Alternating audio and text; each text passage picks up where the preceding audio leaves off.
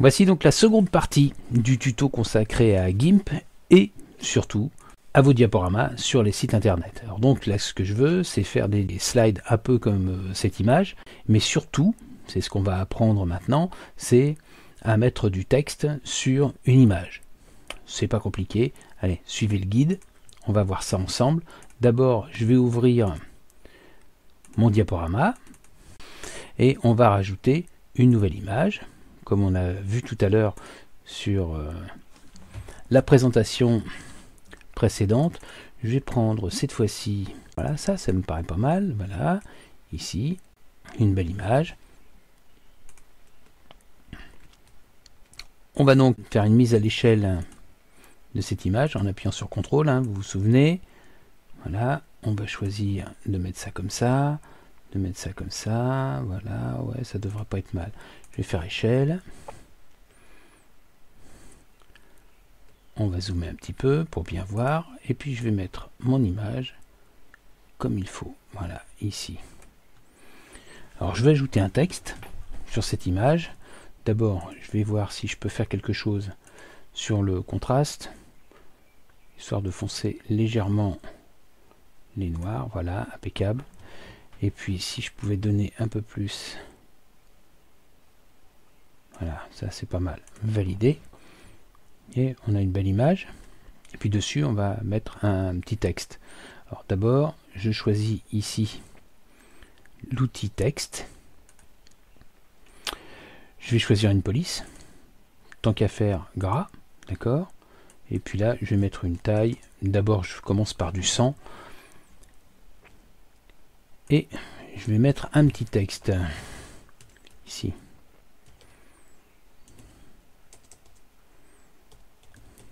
Voilà, n'importe quoi.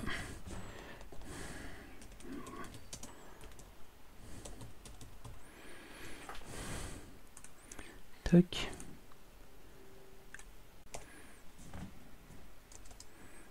Voilà, c'est mieux. Donc, avec la souris, je peux prendre l'outil de déplacement, on l'a vu tout à l'heure, qui est ici, là. D'accord? Là. Et je peux cliquer sur le calque de texte, déplacer le calque actif est bien coché, donc je peux prendre ici et bouger mon texte. Je peux le mettre en bas comme ça semble pas mal. Et puis alors, on va bien zoomer parce que je veux vous montrer quelque chose qui est très intéressant. Maintenant je passe sur le calque en dessous. On va créer un contour autour des lettres noires qui sont présentes ici. Donc je vais d'abord sélectionner le calque qui est en dessous notre calque de texte, puis je vais ajouter un calque vide ici. Voilà, valider. On a donc un calque vide. Sur le calque de texte, j'y reviens et puis je vais faire un clic droit dessus et je vais choisir alpha vers sélection, là. En fait, ça m'a fait une sélection du contenu de mon calque, c'est-à-dire le texte.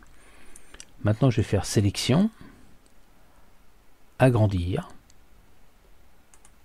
Je vais mettre 5 pixels et je vais faire valider. Et regardez bien, hop, ça nous a fait une sélection plus grande que notre texte. L'avantage, c'est que maintenant je vais me mettre sur le calque qui est en dessous celui du texte, celui qu'on a créé tout à l'heure. Et puis je vais faire édition, remplir avec la couleur d'arrière-plan, parce qu'ici on voit que l'arrière-plan c'est du blanc. Donc je vais faire édition, remplir avec la couleur d'arrière-plan. Ce qui fait que maintenant, voilà, on a un texte qui est très largement visible. Bien d'accord. Puis je peux décider de changer la couleur.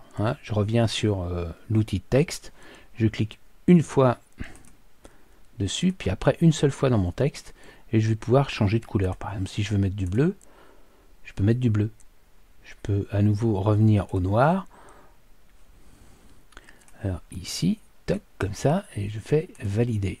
Je reviens avec un texte comme ça. Si je veux mettre un autre texte, ben je peux. Je sélectionne mon outil de texte. Je vais revenir là avec une police qui sera le bold ici. et puis là je vais faire en minuscule, je vais mettre une petite majuscule ici. Voilà, je vais descendre. Alors l'avantage comme ça, c'est qu'on peut le faire à la roulette. J'ai cliqué et avec ma roulette, la roulette de ma souris, j'ai cliqué là, et avec la roulette de ma souris, je peux monter ou descendre le texte, la taille, d'accord? Ça permet de définir ce que je veux. Alors on va garder ça, et puis on va mettre ici, hop, un petit texte ici, par exemple. Puis je vais faire la même chose que tout à l'heure, je vais rajouter un petit calque vide, valider, je viens sur mon petit texte, je fais un clic droit dessus, alpha vers sélection, ça me sélectionne donc le contenu du calque qui est donc le texte. Je vais sur celui du dessous, sélection, agrandir, on va laisser 5, puis ici maintenant je vais faire, en prenant bien soin d'être sur le calque en dessous, faire édition, remplir avec la couleur d'arrière-plan. Et voilà, pas compliqué, on a fait une image avec du texte. Alors évidemment ici j'aurais pu choisir de mettre autre chose que du texte, j'aurais pu inclure une autre image. On va le faire, on va reprendre, tiens on l'a vu tout à l'heure, alors là je vais le faire différemment, je vais la mettre ici s'il veut bien, voilà, j'ai mon image, et je vais donc cliquer là pour mettre mon image beaucoup plus petite, échelle, on voit que mon image elle est ici là maintenant, je prends donc l'outil de déplacement qui est là, hein, et je viens mettre la petite image ici, voilà, on va la poser là, je vais la faire passer sous le texte, vous voyez, dans les calques, les ordres, hop, là elle est en haut, là elle est en dessous, et donc elle passe sous le texte. Je peux garder cette image comme ça, puis on va lui donner un effet, on va la faire pivoter un petit peu. Là, l'outil de rotation, il est ici, je clique dessus, je sélectionne mon image, je vais bouger ça, et puis directement, je peux le faire comme ça, avec la souris. Je fais rotation, voilà, on a ajouté une image sur l'autre.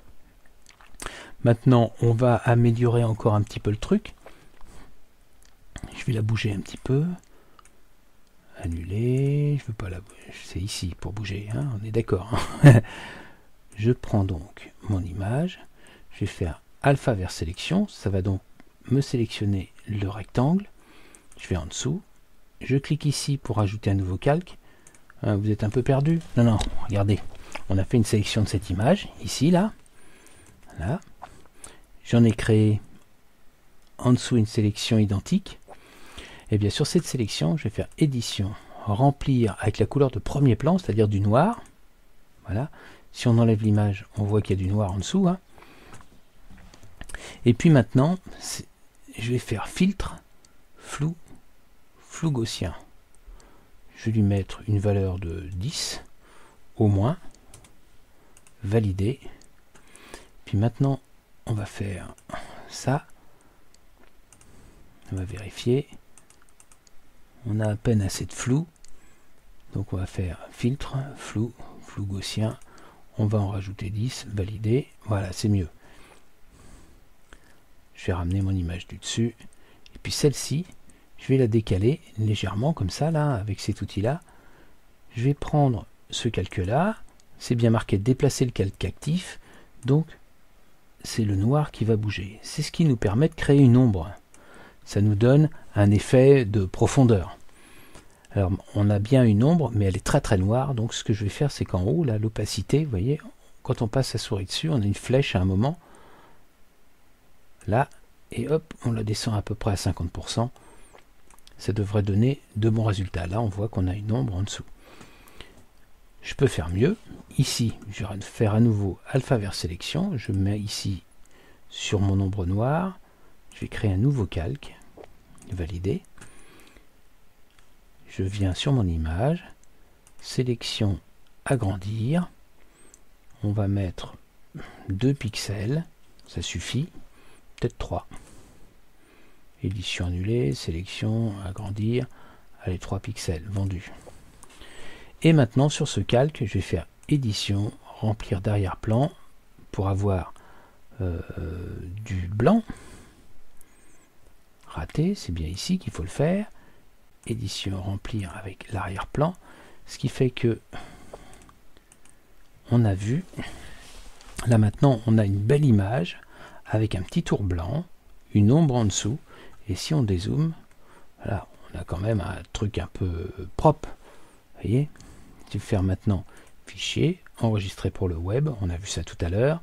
Je vais mettre mes 60%, progressif.